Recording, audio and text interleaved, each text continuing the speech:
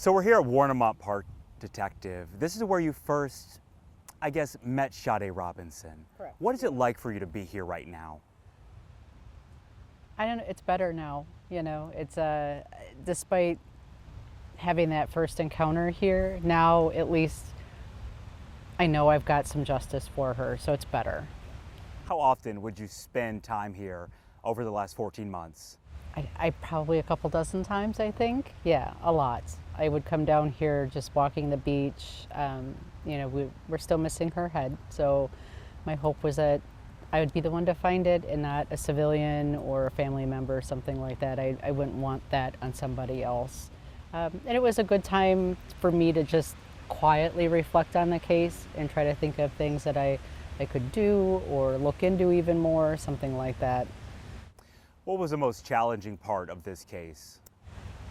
Being stuck at my desk was extremely challenging. I'm used to being very active on cases and going out and helping with the searches and, you know, looking for things, video or whatever. This one I had to kind of orchestrate, and they brought the information back to me. I would piece things together and then send them back out to find something else, you know. So that was actually a little hard, being tethered to my desk. And then always, again, you know, what-ifing myself. You know, did I miss something? Is there something more that we should be looking for? Yeah, that was difficult. I've heard you say before that Sade Robinson left a trail that you just had to piece together. Yeah. How did this all come together? You know, the Life 360, and seriously, if they want to hire me as a promoter, I'd be happy to, because that's an awesome app. I had it actually prior to this case, and I really liked the app itself, but then to see on the back end how much it helped us, that's really what led us down the path to find all that video, knowing where she went, and it tied everything together. So that was a huge, huge help, and it was because of her. She had the forethought. We never have seen Maxwell Anderson's face inside of that car. The car was always foggy. Did you ever think, man, I wish I could get a good look at his face? Yes, there was actually one video that he's driving by slowly and the passenger window is down. That's the camera side. And as he's going by, that window is rolling up. And I found myself literally like bending down, hoping that maybe a little glimpse, but yeah, nothing. That was very frustrating. You know, after the verdict came in, we saw you come here to Warnemont Park. Why did you want to be here that day? Yeah, you surprised me. I was kind of excited when I turned the corner and saw that nobody was here. I thought I'd get to spend a couple of minutes with her by myself. Just basically hoping that I did a good job for her. And that's what I wanted to leave a little bit of a tribute. It's where I met her, and I guess I wanted to say goodbye. Throughout these last 14 months, did you speak to her? Did you ever speak her name or anything like that? Yeah, absolutely. Yeah. You know, it's not uncommon for me with a homicide to try to get into the head of my victim to see if, again, am I missing something? Is she trying to tell me something, or if they're trying to tell me something, what is their life like that is different from mine, that I might not be looking down an avenue because it's different than mine? So yeah, I absolutely did. I want to go to the verdict, because we've been able to talk to jurors now, and they talk about it didn't take them as long as people thought. But when the jury was deliberating, what were you feeling? Anxious, very anxious. You know, like, again, did we do enough? Did we have enough? Did we prove it?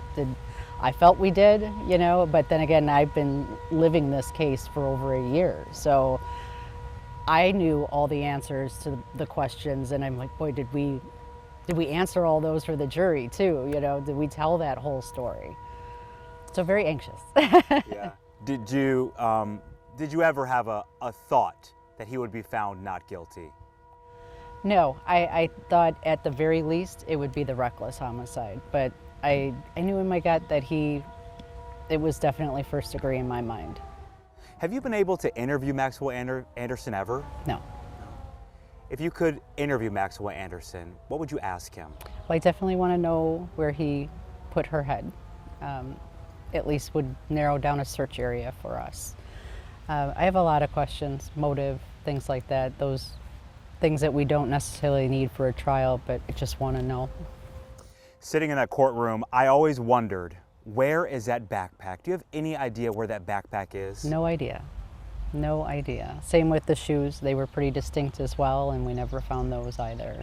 I think we got lucky with that that jacket, that the garbage men didn't think anything was in there, and they didn't take the garbage can, right? Didn't empty it out. So I think we really lucked out with that. So I don't know, it's possible that it was in a different garbage can and that did get dumped on garbage day. I'm not sure. I got to tell you, when I was sitting there and that officer talked about he almost didn't go to that garbage can, and it was at the bottom of that garbage can, and then they pull it out in the court. People in the gallery were like leaning forward. Do you remember what your reaction was when you found out that that jacket had been found? Yeah, I was very excited. So that was the city that found it, and so I didn't find out till the next day that it was located, and someone had sent me a picture, and yeah, there was a little bit of whooping in in my office. I was pretty excited about that find. I do want to go back to when the verdict came in. You finally had a little bit of alone time in your office, and can you describe for us what happened in that alone time in your office after the verdict came in? So, you know, as an investigator, you have to put all those emotions aside when you're investigating a case. Of course you feel it, but you just really can't let it surface. You don't want it to interfere, right? You know, so you kind of tamp that all down, and it was a very long 14 months, you know. So that was, I was able to release some of that emotion, that partly tears of joy, because, you know, we got the right verdict, a just verdict. And then also sadness that we had to go through any of this at all, you know. So yeah, it was a big relief, literal weight off my shoulders. I heard you say motive earlier. Do you have any inkling why Maxwell Anderson would have killed Sade Robinson? I do not. I don't have any idea. I don't even want to speculate, you know. It's hard to get in someone's mind that's capable of doing something like he did to her. I don't know if I really want to get in that mind. How do you hope that people remember Sade Robinson? Because we got to meet her in so many ways. You met her on another level.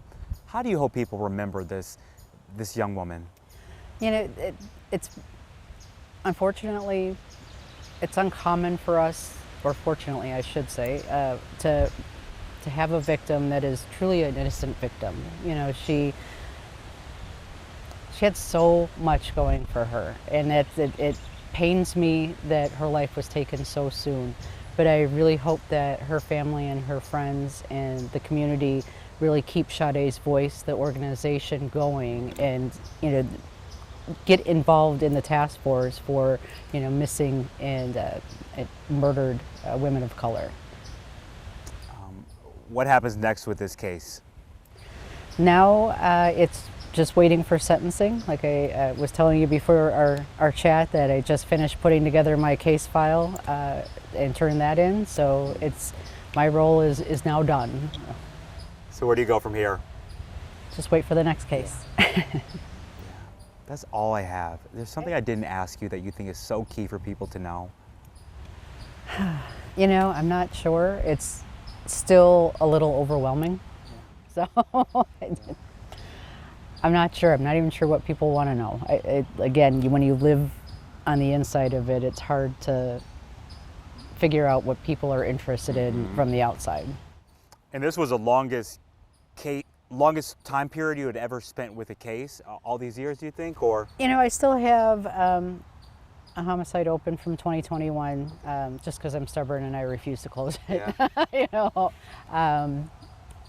but I haven't worked on one quite like this, you know, that it was pretty much every day. I helped out on other homicides that came in. I helped out on other cases. I did take some other cases too that weren't overly time consuming or intensive, you know, through the course of this past year, but this has pretty much been my only one. You know, it's a lot to put together. Before I let you go, can I just ask you, how did you prepare every day to take the stand? Because I don't believe you had any notes. It was just all in here, is that right? When you live it for 14 months, you kind of know all the ins and outs of it. You know, the presentation that Ian gave during closing, I created that. That helped a lot too, nailing down a lot of those time frames and the locations. I had my own map that I made for myself that I worked off of. I had timeline notes and outlines and all kinds of things to keep myself organized and plug in all those details. So yeah, it's just basically by memory, which is saying a lot for me because I No, it just shows that you knew everything. I was always amazed by that. Like, it's one thing for a detective to talk for, let's say, 15 minutes, 20 minutes about something, but for you to repeatedly take the stand, it's right. a lot, yeah. Yeah. Sometimes surprisingly too. There was one time that he said he was going to recall me, and We need you. I'm like, "Oh, okay. We need you. I didn't know I was up. Okay. We need you. What are we talking about? Seriously. That's all I got.